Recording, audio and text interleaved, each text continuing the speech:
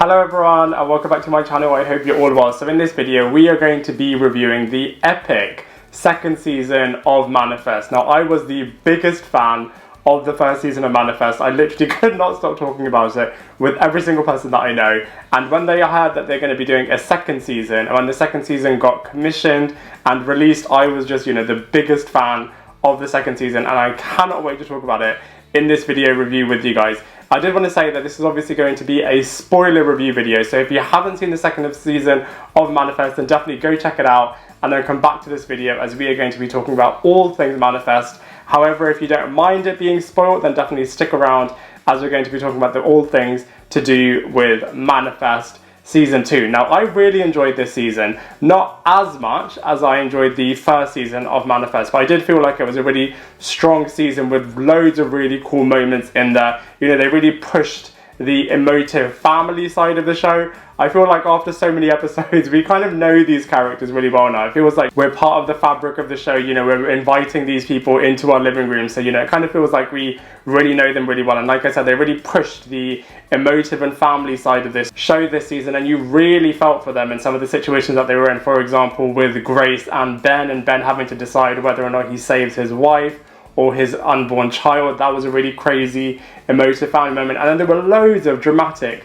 twists and turns. For example, with Jared kind of being an undercover double agent with the exes. I did not see that twist coming at all. And it was such a dramatic series of episodes with all of the exes, Jared, double agent, Michaela's series of storylines. And that was just absolutely brilliant. Really dramatic moments in this season as well. The big episodes this season, for example, the bank heist episode, the hostage situation at the end with Cal, and obviously the fire in the club episode, which is just absolutely gripping. And then, all the sci-fi side of things with all the callings and the death date, and just really packaged nice series of episodes this season. I do feel a little bit disappointed with the whole Vance and Major side of this storyline, because I really feel like, all of season 1, and especially the start of season 2 as well, was kind of really leading to this whole Major being the big bad of the show and kind of being the big kind of enemy of all of the passengers, and just really built up the Major to be this big iconic character. And it was just such a letdown with what they did with her character. And with Vance as well. I feel like they really opened up this season with a dramatic final episode on the first episode of season 2, with the revelation that Vance is still alive. And then I just kind of feel like, it was a bit anticlimactic with what they did at the end of the season with Vance and with the Major. Pretty much non-existent Vance was this season. A couple of episodes at the start of the season, but then pretty much hardly anywhere to be seen. I'm guessing that they were hoping for a few more seasons at the end of season 2, in which they would have really revved up the Major and the kind of Vance storyline, but it was obviously not meant to be, because they only ever got 13 episodes this season. But all in all, it was a really, really cool season, and I'm going to break down all of the big moments in this video review. So from a storyline point of view, I feel like obviously they had loads of mini storylines within this season of the show, but I feel like you can group all of these storylines under two kind of main categories. The first main category being all about the exes, and then the second main category being all about the death date type storyline. So within the exes, I feel like the main contenders within this space were Jared, Zeke, and Michaela. Obviously, Ben was a little bit involved in terms of trying to find a little bit more about the hate group and kind of being in the same institution as the head of the exes and all of that kind of thing. But I feel like the main contenders and the main players from a characters and storyline point of view were Zeke, Jared, and Michaela. Jared in particular, like I said before, I did not see the twist coming at all, that he was a double agent, all as being on kind of Michaela and the police force's side, but just kind of infiltrating the exes base to try to find out more about them and to destroy them from the inside out. And I just feel like, that twist, just you could not see it coming at all. Mainly because you can really understand why this character really hates Michaela. This is somebody that he was going to marry, that he totally was in love with from day one. And, she kind of said no to him, kind of went with a junkie instead. And then not only that, kind of destroyed his marriage, because, within season 1 you were thinking, is Jared going to go back to Michaela? Is he going to stay in his married relationship that he's got, or is he going to go back to kind of the love of his life? And then he kind of sacrificed all of that only for Michaela to kind of choose someone else.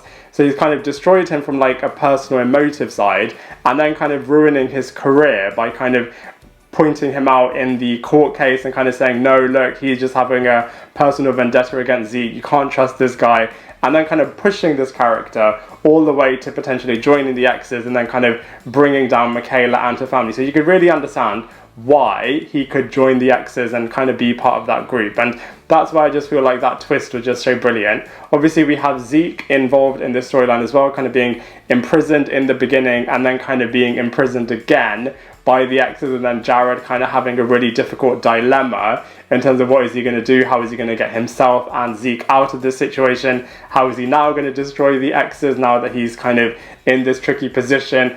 And then the Michaela side of the X's storyline in terms of, you know, her understanding that, you know, Jared is now part of this group and then trying to kind of bring him down, potentially ruining his career for the second time. And then the table is completely flipping on her to then kind of having, you know, this investigation about how is she understanding all of these callings and resolving all of these cases. And then it kind of felt a little bit like the Winter Soldier moment in Captain America's storyline from the MCU movies, in that, you know, everything that this character knows is now completely turning on its head. Who can she trust? Who can she not trust? Just that whole package storyline with the X's from Michaela, Jared and Zeke's point of view, I feel was really compelling. I was a little bit disappointed with the head of the X's. I feel like they kind of potentially built that character and that storyline up in a similar way to what they did with the Major, and then kind of had a bit of a letdown with this character in the same way, because, you know, he's working in the same place that Ben is working, and he's built up to be the big head of the X's, the big honcho, the big mastermind behind this whole group, but then he didn't really do anything. He just kind of was in that scene with Zeke and Jared, and then was going to kind of potentially manipulate the situation to kind of destroy Michaela, destroy the passenger's reputation, all of that kind of thing. But from a character point of view, I just feel like he was a little bit wasted within this storyline. But anyway, as far as the X's storyline, I feel like they did a really good job. And then the other main big storyline is all about the death date stuff. So this really involves Zeke again, especially because the whole season is pretty much how can we cancel Zeke's death date of potentially being around a year. And they kind of went through the season quite quickly. Obviously they skipped a couple of months right in the beginning, they then skipped another 3 months, and you kind of got to the position of kind of nearing Zeke's death date, and can they or won't they, will they be able to kind of be able to keep this character alive? Can they kind of solve the whole mystery? So Zeke was obviously a big player within this big storyline as well. Another big player was obviously Sanvi, trying to find a solution from a scientific point of view, trying to test on herself, kind of really pushing the Sanvi character in terms of, is this character going to be able to find a scientific solution to the death date issue? And then not only was she testing on herself, but then she kind of did the testing to a degree where she was able to not be one of the passengers, in the sense that she's not getting these callings anymore. Is she now questioning her position within the whole universe now that she's not kind of taking part in what the whole callings is trying to kind of bring about with these characters? So I feel like Sanvi went on a really interesting journey this season, and especially right at the end where she's kind of pushed a breaking point, in the sense that, you know, all she really cares about is being able to find a cure for this death date stuff from a scientific point of view. And then kind of the Major kind of being in the kind of Sanvi world in terms of just like pulling the rug from under her as soon as she is close to getting a cure, and then to the point where she's actually murdering people right at the end in terms of her desperation to find this. So I feel like, you know, they went on an interesting journey and arc with her character. I feel like, you know, there was a lot of loss with this character, and each season obviously you need to have a bit of loss to kind of make a show, make a movie, all of that kind of stuff. And I feel like Sanvi was definitely the character which went through the biggest loss in this season. Like I said right in the beginning, I feel like they rushed the Major Vance Sanvi potential storyline. There could have been a lot more stuff with kind of the Major, especially with her kind of being built up to be this big bad, where they kind of rushed it.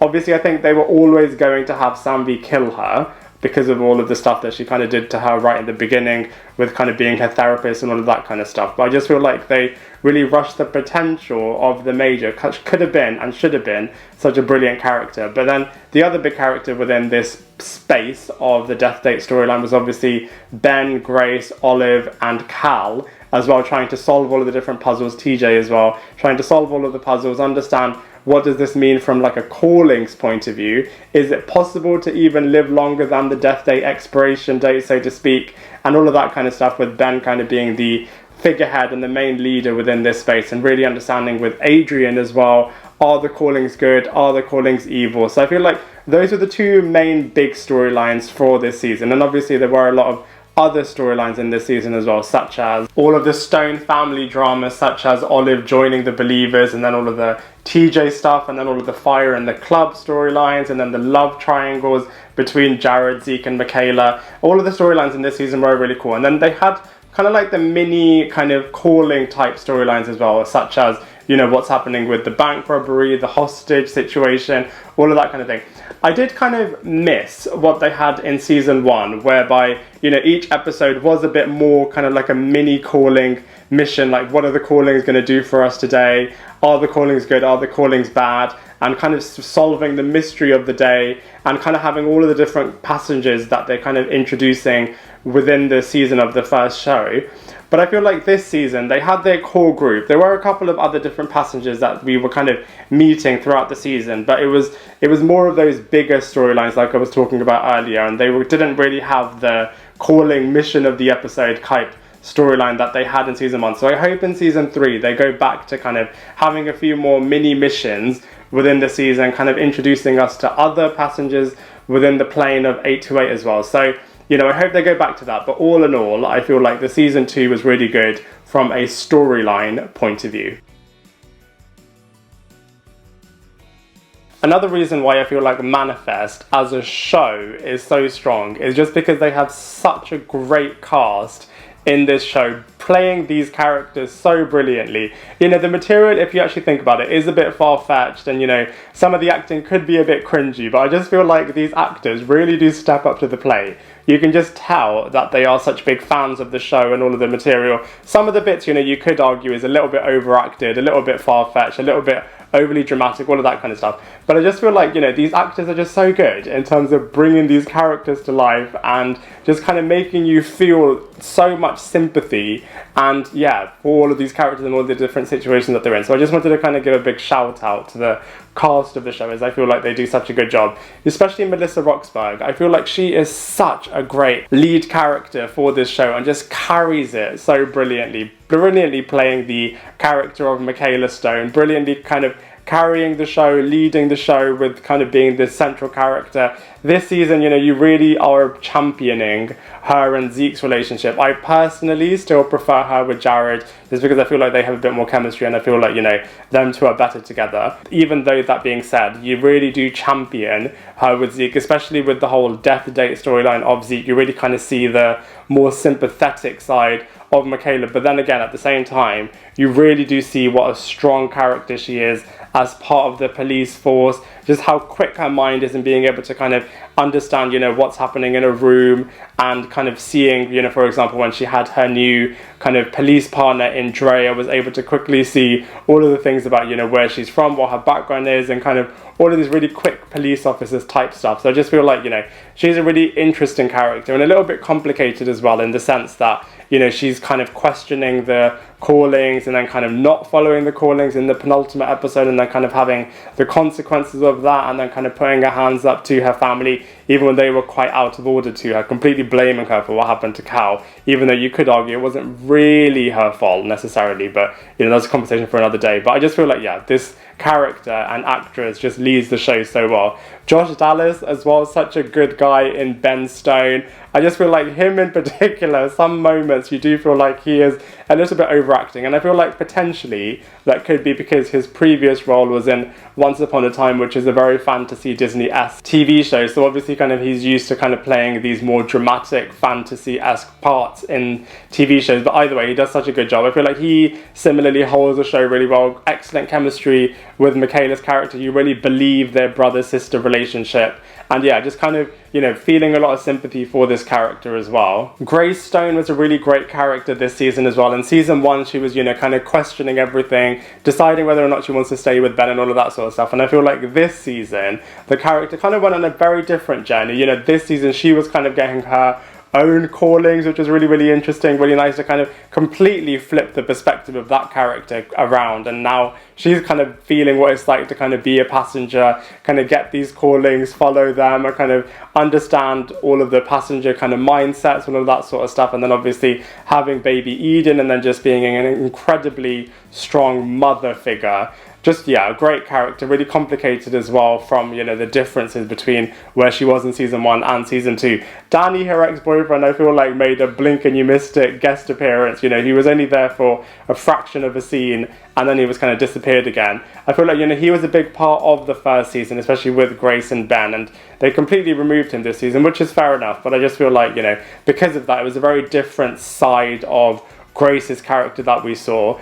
Olive Stone, I feel like, was having a much bigger part this season as well. And went on a really interesting journey this season as well, I feel like. Right in the beginning, you know, with Grace kind of getting callings as well now, she really felt like she was the one that was kind of pushed out from the family, really excluded because she's the only one that's not really getting callings, and kind of felt really isolated. And because of that, she kind of joined the Believers and was kind of on a completely different page to everybody else in her family. And then the kind of relationship with TJ, and then losing TJ in the fire, and then kind of getting him back, and then kind of helping solve all the puzzles and all of the understanding of what the callings mean, and trying to help with the death date stuff. So I feel like Olive, out of all of the characters, now that I think about it, kind of went on the most interesting journey throughout the show. So that was really, really cool. By contrast, I feel like Cal Stone was hardly in it this season. Such a big player in season 1, kind of being the Holy Grail and kind of doing all of the different drawings and all of that kind of stuff. Whereas this season,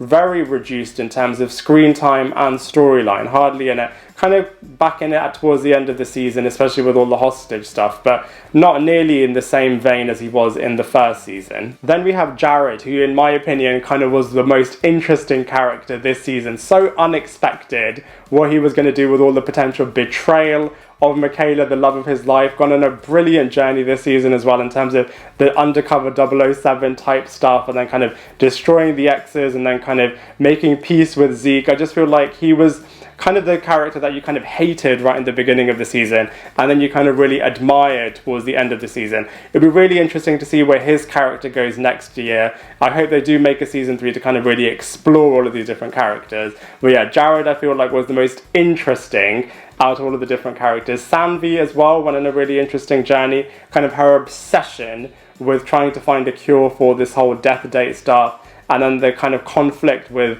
all of the different characters, such as, you know, especially with the Major kind of destroying her in the beginning and really taking advantage of her, and then becoming a really ruthless character with Sanvi right at the end, and then seeing Sanvi actually commit a murder. So it'll be really interesting next year, if there is a next year, to see where Sanvi's character goes. Like I keep saying, it was just really disappointing what they did with the Major. Even in the final episode, you just saw what a menacing, scary character the Major is, and it was just such a disappointment that we didn't get to see more of this character kind of taunting all of the other different players. It was only really the Major versus Sanvi this year, whereas, you know, in the first season it was the Major versus all of the other passengers, one character kind of being so destructive to all of the different passengers. So it was such a shame that we didn't get to see more of that. And especially with Vance as well, I love the return that they had with this character in the first episode. He was such a great character in the first season, and it was such a shame that, you know, we thought that they killed him off in the first season and then he kind of came back. Hopefully the Major is able to do a bit of a comeback in the third season.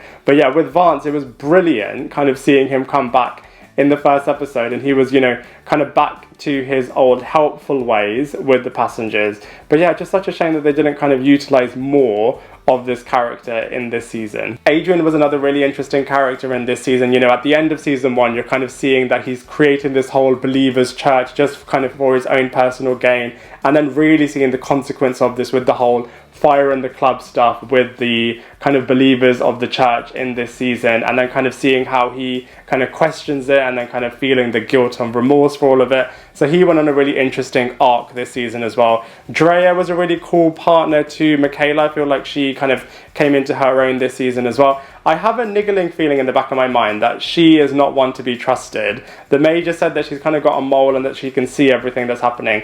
I have a sneaky feeling that this might be Drea. Kate was a great addition in terms of leading the police force, and then, you know, you're questioning whether or not she is an exa, you know, when she's kind of helping Jared, and then actually she's actually a double agent alongside Jared, so she's a great kind of one to be trusted. So she was a really cool addition to the cast.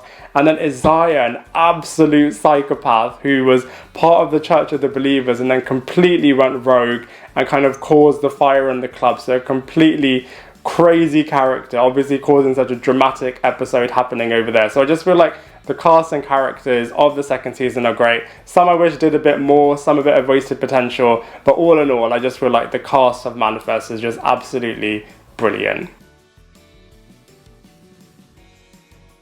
From a visuals point of view, this show is very, very strong. You know, it's a very good looking show. All of the set pieces look really, really cool. All of the sci-fi aspects look really, really cool. And yeah, overall, you know, it is a really nice looking show. I do feel like season 1 kind of pushed the boat out a little bit more in terms of having incredibly dramatic moments in there and all of the callings being a lot more illustrative. I just feel like in this season they were a little bit more stripped back. You know, we had the gargoyle with Grace's calling towards the start of the show, but other than that, I just feel like, you know, the callings were playing it a little bit safe. Obviously we had the destruction of the plane and kind of the finale episode with all of the ice scenes, but yeah, other than that, I just feel like the first season had a lot more kind of bigger kind of visual moments in there, and I just feel like this season didn't have as many, but you know, that doesn't take away from the fact that this season is a very strong visually outputting season. So from a visuals point of view, season 2 is very strong. In terms of comparisons, Manifest is definitely one of my favourite TV shows out there at the moment. It's so much better than a lot of the other offerings out there in the market at the moment. So, you know, from a comparison point of view, Manifest is very strong.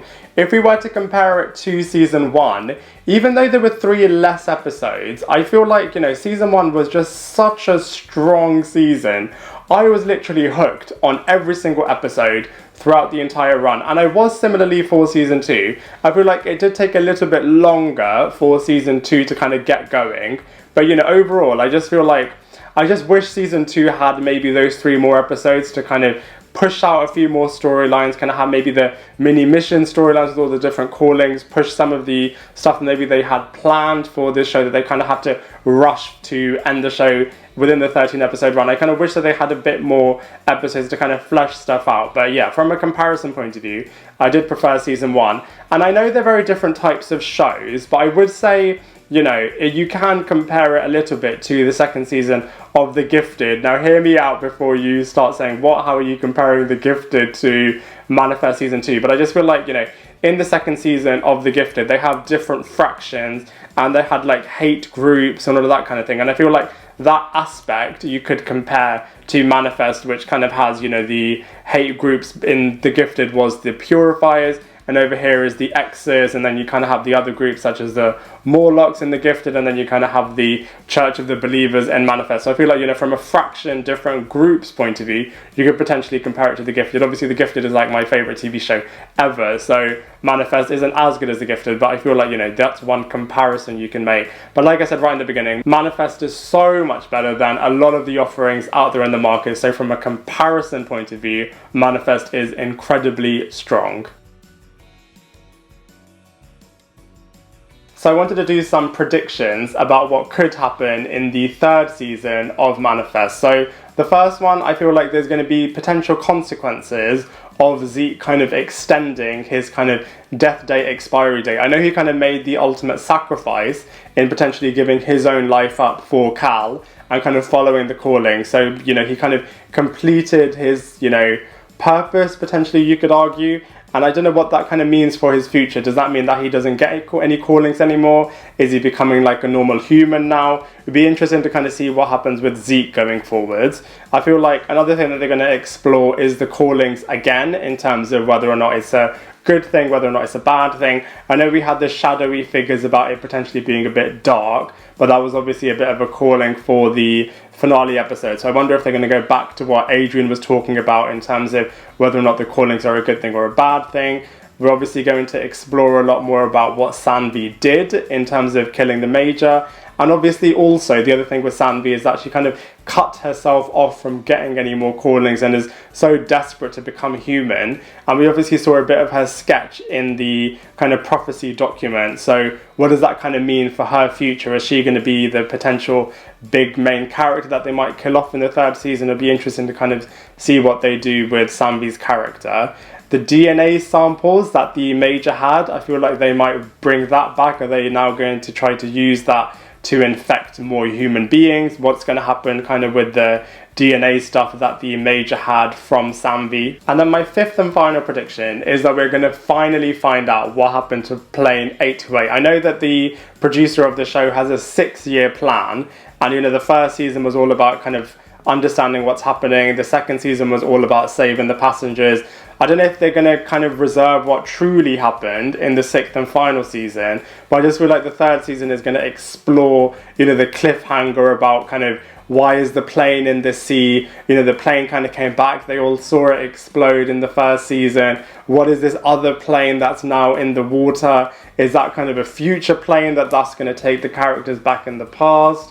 What's going to kind of happen in terms of why Flight 828 is now in the water? So I feel like those are going to be kind of the big areas that we're going to explore in the 3rd season of Manifest. It'll be interesting also to kind of see what happens from a relationship point of view. Is Michaela going to go back to Jared? Is she going to now stay with Zeke? What's going to kind of happen from a relationship point of view? Are we going to kind of test the relationship of Ben and Grace more? Is TJ going to come back for Olive? Is she going to get kind of a new relationship? Kind of seeing all of these different opportunities from a family and relationship point of view in the 3rd season. I hope it does get renewed for a 3rd season, as the show is just such a brilliant show. But yeah, those are my predictions for the 3rd season of Manifest. Overall, I'm sure you can tell I'm a massive fan of Manifest, and I feel like the 2nd season was a great addition, kind of bringing out great episodes, kind of pushing the characters in new directions, kind of loads of dramatic moments, so the twists and turns, and just a really good continuation of all of this great storyline that we're kind of investing in with all of the passengers of Flight 828. I hope they get a 3rd season. I hope they kind of push the show even more. I did kind of prefer the 1st season, and I am a little bit disappointed in some of the decisions that they made with some of the characters not kind of being pushed as far as they could have been. But you know, they did a great job with the 13 episodes that they had, and for all of those reasons, I'm going to give the 2nd season of Manifest a solid 7 out of 10. I'd love to hear what you thought of the 2nd season of Manifest, so please let me know in the comment section below. Otherwise, I look forward to seeing you in my next video.